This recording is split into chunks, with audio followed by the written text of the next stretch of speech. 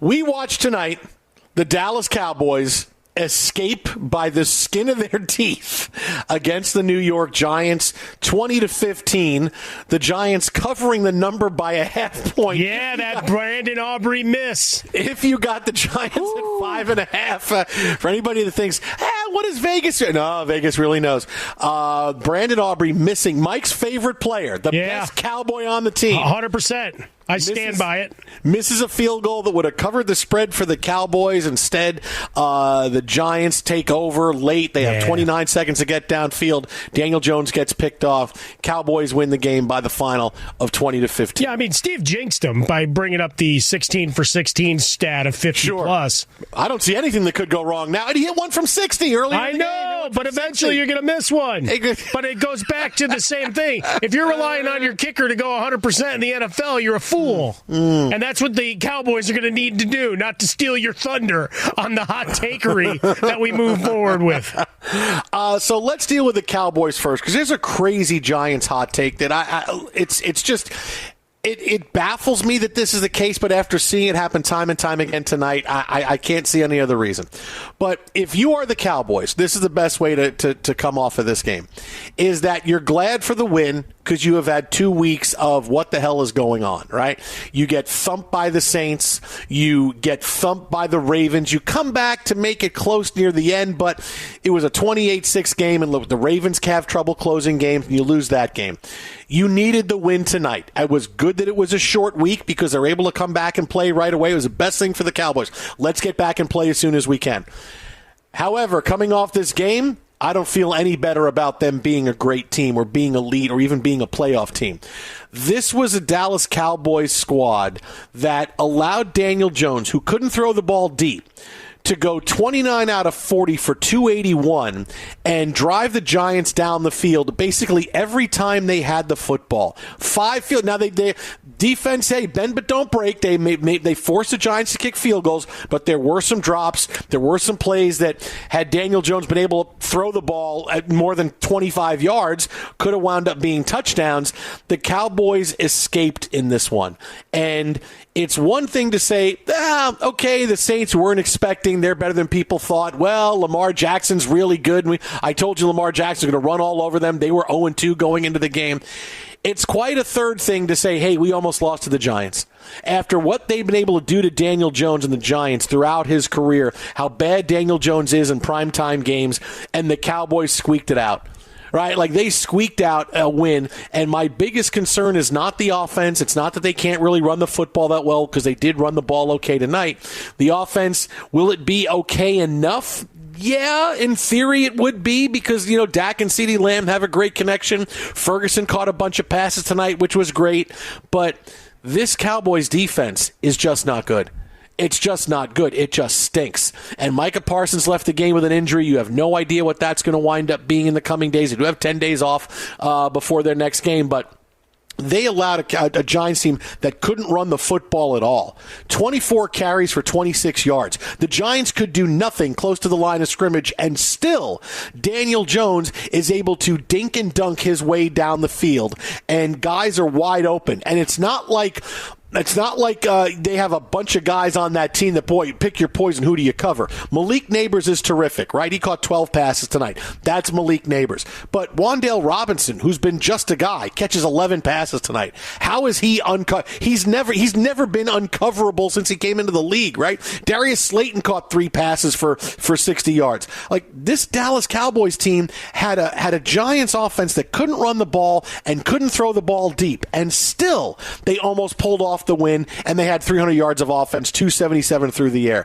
When I told you last week, maybe the Cowboys stink, and that's a reality that we have to start coming around to. After seeing this game tonight, I say, boy, maybe the defense just stinks.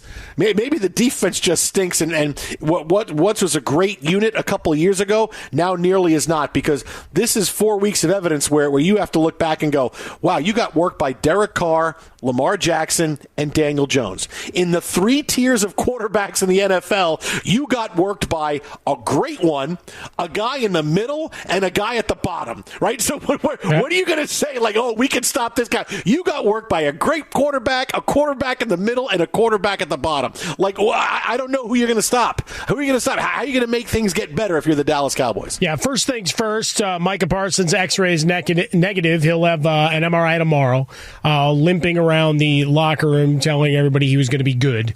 So we'll see how that fares in the coming days. As you said, 10 days before they're back on the field. You've got a couple of stars on defense, but not enough to offset some of the damage, as you talked about. Move the ball to a secondary receiver, tertiary receiver. Hell, in this case, anything short and intermediate, Jones was locked in.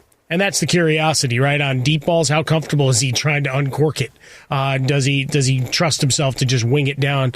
Because let's face it, a lot of bad things have happened to him when he's thrown the ball deep in the past. So maybe a little shell shock there. But for the Cowboys, it goes back to the personnel decisions, right? They didn't really do anything to get better. You're missing Bland in your secondary. Parsons was injured twice tonight, right? Because he'd gone to the tent earlier in the game as well before leaving late. So you've got those issues where short and intermediate teams are moving the ball on you. They were lucky the fact that ball security was an issue. Singletary and others juggling through and not being able to complete catches and even on short plays having their issues as they tried to turn up field. So little benefits along the way. So there's no picnic going forward. The next three games are the Steelers, the Lions, and the 49ers. So it certainly doesn't get any easier for the Cowboys here in the next couple of weeks.